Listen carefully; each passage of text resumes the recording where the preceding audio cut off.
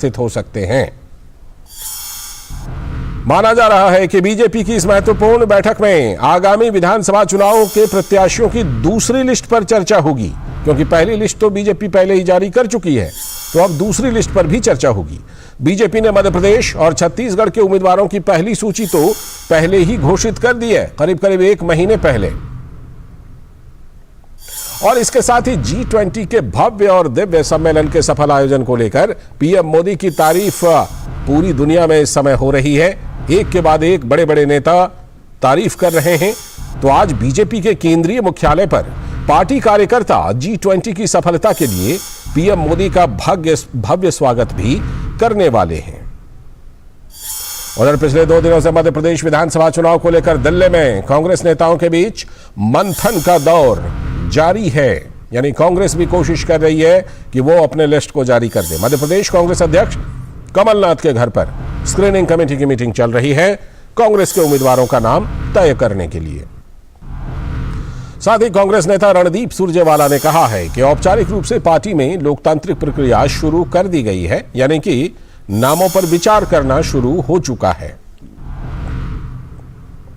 हालांकि सीटों पर कांग्रेस उम्मीदवारों के नामों को लेकर उनका कहना है, रणदीप सुरजेवाला का, कि फैसला केंद्रीय चुनाव समिति को करना है। कमलनाथ का दावा है कि 100 सीटों पर चर्चा हो रही है, लेकिन कोई नाम अभी तय नहीं है। आज की बैठक में शायद कुछ नामों की संभावना बन सकती है, कांग्रेस उम्मीदवारों के नाम। और इधर आम आदमी पार्टी ने मध्य प्रदेश के लिए पहली सूची जारी कर दी है, जबकि करीब 1 महीने पहले बीजेपी भी पहली सूची जारी कर चुकी है। तो जाहिर है कि आने वाले विधानसभा चुनावों को लेकर अपने अपने दलों के उम्मीदवारों को लेकर पार्टियों में मंथन का दौर जारी है, और ये इस वक्त बिल्कुल अपने चरम पर है।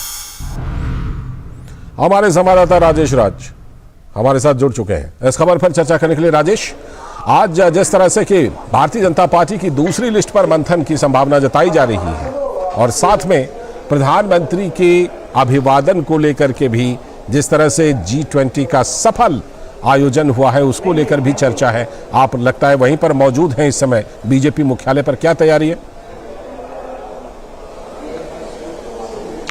देखिए, निश्चित तौर पर मैं भारतीय जनता पार्टी के दफ्तर पर भी मौजूद हूं, और जो केंद्रीय चुनाव समिति की बैठक जो है वो अब से कुछ ही देर बाद हम कह सकते हैं कि शुरू होगी, जब प्रधानमंत्री नरेंद्र मोदी यहां पर पहुंचेंगे। लेकिन इस चुनाव समिति की बैठक से पहले ही सोमवार को मध्य प्रदेश के लिए और कल छत्तीसगढ़ के जो Bharatiya Janata party core group की बैठक है, वो बैठक भारतीय जनता पार्टी के राष्ट्रीय अध्यक्ष जेपी नड्डा के नेतृत्व में बैठक हो चुकी है। यानी होमवर्क पूरा है, सिर्फ उस पर रजामंदी की मुहर लगानी है। जो बची खुची जो कसर होगी वो केंद्रीय चुनाव समिति में पूरी कर ली जाएगी, यानी केंद्रीय चुनाव समिति की जो अंतिम मुहर है वो लगनी बाकी है। मध्य प्रदेश की बैठक में शिवराज सिंह चौहान, पार्टी के प्रभारी भूपेंद्र यादव जो केंद्रीय मंत्री भी हैं, BD शर्मा समेत अनेक जो वरिष्ठ नेता हैं वो शामिल हुए। छत्तीसगढ़ की तरफ से भी तमाम भारतीय जनता पार्टी के बीजेपी कोर ग्रुप के जो लीडर हैं वो पहुंचे, और भारी मंथन का दौर चला। भारतीय जनता पार्टी ने इस बार एक अभिनव प्रयोग किया है लालचंद, कि अमूमन ऐसा देखा जाता है कि तारीखों के ऐलान के बाद ही पार्टी जो है वो टिकटों के वितरण के लिए मशक्कत करते हैं। रीजनल पार्टियों में तो ऐसा देखा जाता है कि कई बार जो नॉमिनेशन की अंतिम तारीख होती है उसके ठीक पहले सुबह पार्टी के जो प्रत्याशी हैं उनको सिंबल देने की परंपरा रहती है। दोनों ताकझांक करते हैं, एक दूसरी पार्टियां एक दूसरे को डिच करने के लिए प्रत्याशियों की सूची को लटका कर रखते हैं। लेकिन भारतीय जनता पार्टी ने इस बार एक अभिनव प्रयोग करते हुए 1 महीने पहले ही मध्य प्रदेश के लिए 39 और छत्तीसगढ़ के लिए 21 प्रत्याशियों के नामों की घोषणा कर दी है। और ये उम्मीद की जा रही है कि आज जब बैठक होगी तो इस बैठक में भी कुछ न कुछ निकल कर सामने आएगा, और प्रत्याशियों को सिंबल देने की जो प्रक्रिया है, जो उनको टिकट देने की बात की जा रही है, वो टिकट देने की बात जो है वो इसके बाद भी की जा सकती है। प्रधानमंत्री के स्वागत की क्या तैयारी है G20 की सफलता को लेकर? नेता बहुत उत्साहित हैं जी, G20 की सफलता को लेकर प्रधानमंत्री के स्वागत था लालचंद आपको कि G20 की बैठक के बाद प्रधानमंत्री नरेंद्र मोदी पहली मर्तबा भारतीय जनता पार्टी के दफ्तर पर यहाँ पहुंचेंगे। पार्टी के जो नेता और कार्यकर्ता कार्यकर्ता है वो बहुत उत्साहित हैं प्रधानमंत्री नरेंद्र मोदी को देखने के लिए, उनका सम्मान करने के लिए, और बीजेपी के तमाम नेता और कार्यकर्ता उनका अभिनंदन करने के लिए यहाँ पर तैयार हैं। पीएम नरेंद्र मोदी, ये उम्मीद की जा रही है कि शाम जो है वो 6 बजे के आसपास यहाँ पर पहुंचेंगे और उनका यहाँ पर जोरदार अभिनंदन जो है वो किया जा सकता है और तैयारियां जो हैं वो मुकम्मल हैं। तो देखना होगा कि केंद्रीय चुनाव समिति की बैठक से पहले पीएम का किस तरीके से अभिनंदन किया जाता है, ये देखने वाली बात होगी। बहरहाल जो तैयारियां हैं वो पूरे शबाब पर हैं। केंद्रीय चुनाव समिति की बैठक में गृह मंत्री अमित शाह, रक्षा मंत्री राजनाथ सिंह समेत जो तमाम वरिष्ठ नेता हैं वो इस बैठक में शामिल होंगे। ठीक, बने रहिए हमारे साथ अजीत द्विवेदी हमारे संवाददाता भोपाल से जुड़ चुके हैं हमारे साथ चर्चा करने के लिए। अजीत, आपसे खास तौर पर यह जानना चाहूंगा कि एक तरफ भारतीय जनता पार्टी की बैठक हो रही है उम्मीदवारों के नाम तय करने के लिए, हालांकि एक लिस्ट निकाल चुकी है भारतीय जनता पार्टी, दूसरी लिस्ट की बात हो रही है, और दूसरी तरफ कांग्रेस भी मंथन कर रही है कमलनाथ के घर पर। क्या खबर है कांग्रेस उम्मीदवारों के बारे में अजीत?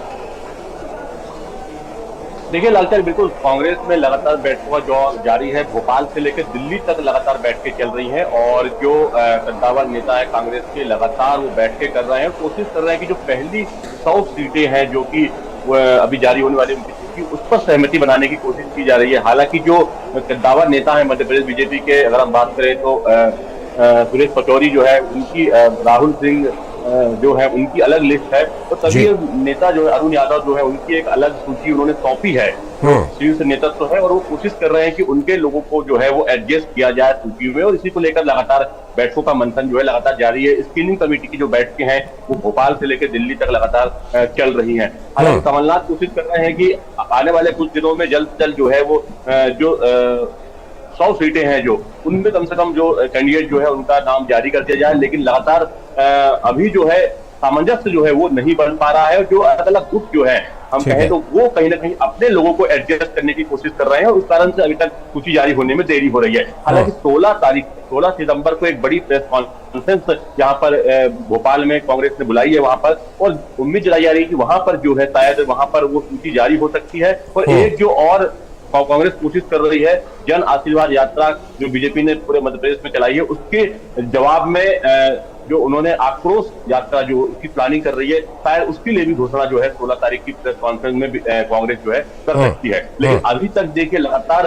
संशय जारी है और कोई भी सूची अभी तक कांग्रेस की तरफ से जारी नहीं हो पाई है। कहीं ना कहीं इसमें आंतरिक गुटबाजी और जो आंतरिक जो कला है वो इसमें रोड़ा बन रही है। अजीत, लेकिन इस मामले में एक बात है कि भारतीय जनता पार्टी और आम आदमी पार्टी का भी नाम ले लेते हैं, इन दोनों पार्टियों ने एक तरह से लीड ले ली है उम्मीदवारों का नाम जारी करने के मामले में, और कांग्रेस अभी फिलहाल मंथन ही कर रही है।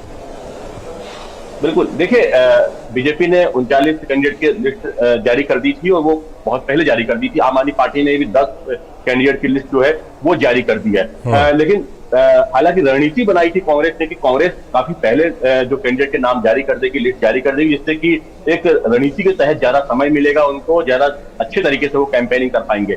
लेकिन लालचंद, आप जानते हैं कि मध्य प्रदेश में जो कांग्रेस है उसकी स्थिति जो है वो कई गुटों में बटी हुई है और वो पहले से एक गुट काफी स्ट्रांग है। हालांकि कमलनाथ जो है, जो अभी प्रदेश अध्यक्ष है कांग्रेस के और पूर्व मुख्यमंत्री, उन्होंने कोशिश की है सभी को साधने की, लेकिन अंदर खाने में लगातार जो है वो कलह बनी रहती है, और जिस कारण से कि जो समीकरण है वो कहीं ना कहीं फिट नहीं बैठते हैं। और जो स्थानीय नेता यहाँ पर है, जो कद्दावर नेता है, वो लगातार कोशिश करते हैं कि ज्यादा उनके लोग जो है वो उसमें शामिल हो, लिस्ट में शामिल हो, क्योंकि आगे चल के जब जीत हार का जब मामला होगा तो कहीं ना कहीं एक दबाव की पॉलिटिक्स जो होती है गुटों के बीच में कि किसको मंत्री बनाना है तो किसे मुख्यमंत्री बनाना, उसके लिए भी एक प्रेशर बनता है। तो इस कारण से उसमें दिग्विजय सिंह भी शामिल है, उसमें अरुण यादव भी शामिल है, सुरेश पचौरी भी उसमें है, साथ ही राहुल सिंह जो है वो भी उसमें शामिल है, और ये तमाम क्षेत्रों से आते हैं, अलग अलग, कोई मालवा से आता है, कोई विंध्य से आता है, कोई महाकौशल का कद्दावर नेता है। तो ये कोशिश करते हैं कि अपने लोगों को ज्यादा वो एडजस्ट करें, और इस कारण से लगातार कांग्रेस को समस्याएं होती है हमेशा से ही। और हमने देखा है कि कई बार जब लिस्ट जारी होती है तो वहां पर हंगामा हो जाता है। नौबत कई बार हमने देखी कि ऐसी हुई है कांग्रेस आया। बिल्कुल, पहले हम लोग सुनते थे कि कांग्रेस में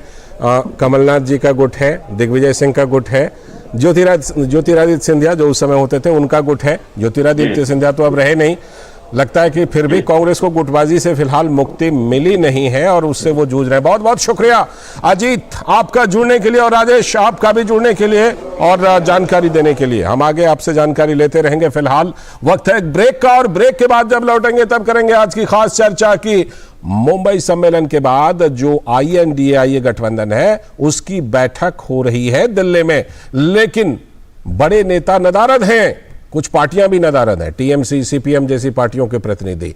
तो क्या निकलेगा ऐसे में, करेंगे चर्चा इसी पर। बहुत हार्ड वर्क करते हो, मेरी तरह स्मार्ट वर्क करो। क्यों, लॉटरी लगी है? लॉटरी समझो, शेयर मार्केट की एक मस्त स्कीम में इन्वेस्ट